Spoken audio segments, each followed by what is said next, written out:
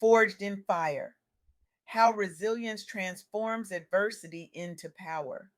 When was the last time you felt like the world was conspiring against you? That moment when you're staring at the ceiling at 3 a.m., wondering if you should just give up. I recently had the privilege of interviewing Makeya Bailey, a true force of nature whose insights on resilience have fundamentally transformed my understanding of human potential. If you haven't encountered Makeya's work, imagine someone who combines the strategic brilliance of a chess grandmaster with the emotional intelligence of your wisest friend and the unflinching honesty of that one person who always tells you what you need to hear, not what you want to hear. Her sharp, edgy, compassionate perspective cuts through the noise with the kind of real talk that builds real strength where we need it most.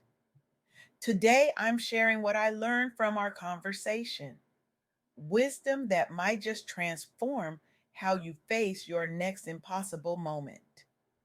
Here's what Makeya taught me: resilience isn't something you're born with, it's something you build deliberately, sometimes painfully, often in community.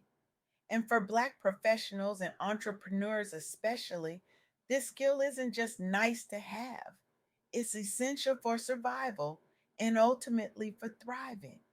Let's be honest.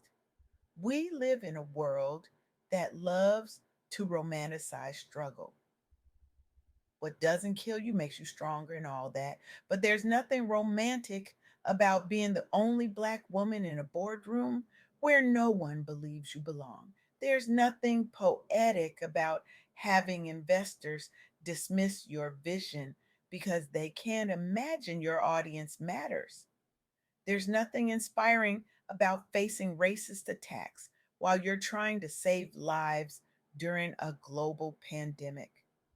And yet, and yet, some people don't just survive these moments, they transform them into rocket fuel.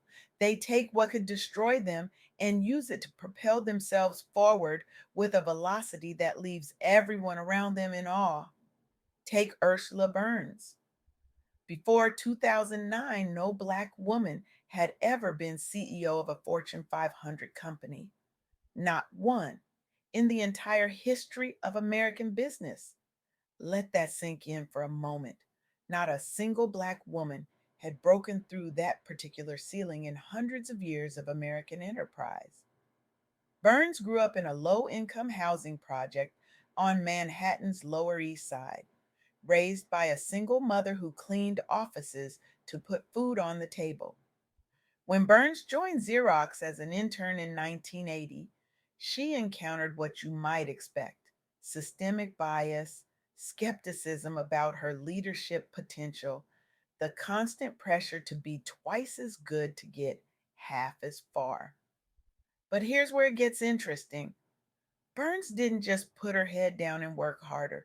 She did something radical. She built relationships. She found mentors. She became a mentor. She cultivated what Makeya calls an unshakable belief in her vision for transforming Xerox from a hardware company into a services powerhouse. When Burns took the helm as CEO in 2009, she didn't just break a ceiling, she completely reimagined what the house could look like. Under her leadership, Xerox acquired affiliated computer services for $6 billion, positioning the company as an industry leader in business services. She transformed the company culture toward inclusion. And perhaps most importantly, she inspired countless women, especially women of color, to see themselves in executive roles they'd previously been told weren't for people like them. But resilience isn't just for corporate America. Sometimes it's about creating something entirely new because the existing structures weren't built for you. Morgan DeBaun was working full time at another company when she founded Blavity Inc. in 2014. She saw firsthand how mainstream media failed to authentically represent diverse voices. Instead of just complaining about it, She built a solution. The early days weren't glamorous. DeBon worked out of coffee shops after hours, hustling to build Blavity's foundation. Investors were skeptical about digital platforms serving minority audiences. The Ferguson protest erupted, creating both urgency for her work and challenges in balancing rapid growth with authentic community engagement. What did DeBon do? She leaned into community. She leveraged grassroots marketing strategies via social media. She fostered strong online and offline connections centered around shared experiences. And crucially, she prioritized hiring diverse talent who intimately understood their audience. The result? Blavity scaled rapidly, reaching millions monthly and expanding into events like Afro Tech and new verticals like Travel Noir. DeBon raised millions from top venture capitalists focused on inclusion and diversity initiatives. She fundamentally changed how mainstream brands approach multicultural marketing and digital storytelling. But perhaps the most powerful example of resilience I learned from my conversation with Makeya came from the world of science, where facts are supposed to matter more than feelings, where expertise should transcend identity.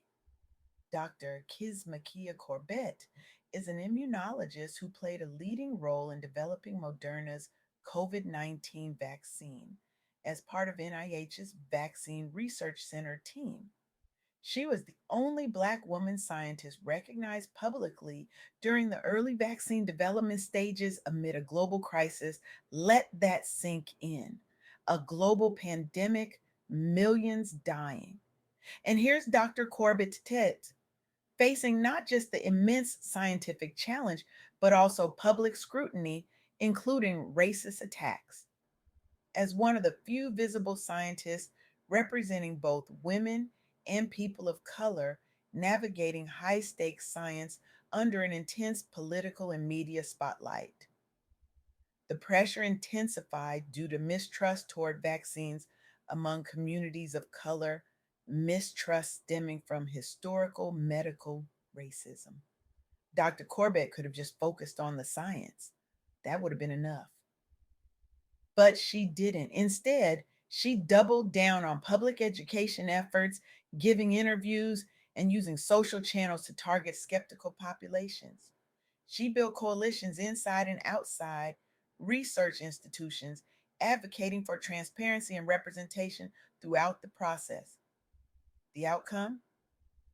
A safe, effective mRNA based vaccine delivered within an unprecedented timeline.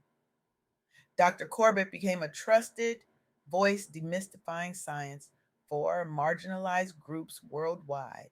She was named Time Hero of the Year and honored nationally and internationally for contributions bridging health equity gaps. A first generation college graduate raised in a rural North Carolina community, Dr. Corbett's academic journey was marked by mentors championing STEM access and opportunity despite underrepresentation. She transformed perceptions around what scientific leadership looks like, inspiring the next generation of STEM innovators. So, what do these three stories have in common? What did Makeya Bailey help me understand about resilience that I want to share with you today?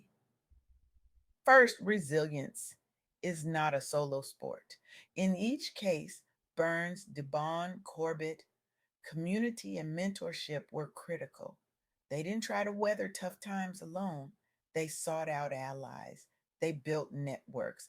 They created communities where none existed. Second, resilience requires authenticity. These women didn't succeed by trying to be someone else or by playing by rules designed for their exclusion. They brought their full selves to their work.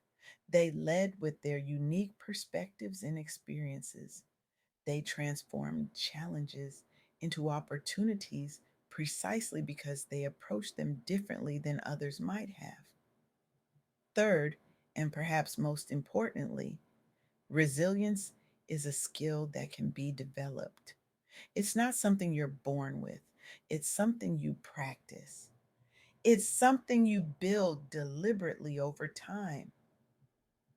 As Makeya emphasized in our interview, setbacks don't define you, they refine you into something unstoppable if you lean all in on your own power. This isn't just feel good rhetoric, this is practical wisdom from someone who has seen how resilience works in the real world. And it's backed up by research showing that resilience can be cultivated through specific practices. Developing strong connections with others who can provide support and encouragement. Viewing crises as challenges to overcome rather than insurmountable problems. Accepting that change is part of life rather than fighting against it. Taking decisive action rather than detaching and wishing problems would go away. Looking for opportunities for self discovery amid hardship, nurturing a positive view of yourself and your abilities, maintaining perspective and a long term view, practicing self care physically, mentally, emotionally, and spiritually. So, what does this mean for you? What would Makeya want you to do differently after hearing these stories? If you're feeling beaten down or overlooked, stop trying to go it alone. Seek out mentors or allies who will help you weather tough times. Join communities where you can both receive and provide support. Remember that resilience isn't just about enduring, it's about transforming adversity into fuel for your next bold move. And if you're in a position of privilege or power, become that mentor, create that community, make space for voices and perspectives different from your own. Recognize that resilience isn't just an individual trait, it's something we foster together. Because here's the truth, we all face adversity, we all encounter moments when giving up seems like the only rational choice. But as Makeya Bailey would tell you, those moments, those painful, difficult, seemingly impossible moments are precisely when your greatest growth and innovation can happen. I want to leave you with this challenge. When you walk out of this room today, I want you to identify one area of your life where you've been playing small because of fear or past disappointment. Maybe it's a career move you've been hesitating to make. Maybe it's a relationship that needs healing. Maybe it's a creative project you've been too afraid to start. Whatever it is, I want you to approach it differently. Not with the mindset of how do I avoid failure, but with the question, what could I learn if this doesn't go as planned? Not how do I protect myself from pain, but how might this challenge help me grow stronger? Because resilience isn't about never falling down, it's about how you get back up, who you bring with you, and what you build with the pieces you've gathered along the way. The fire is coming for all of us in one form or another. The question isn't whether you'll face adversity, it's what you'll become in the process. Will you be consumed by it or will you be forged in it? The choice is yours. Choose wisely, choose courageously, choose resilience. Thank you.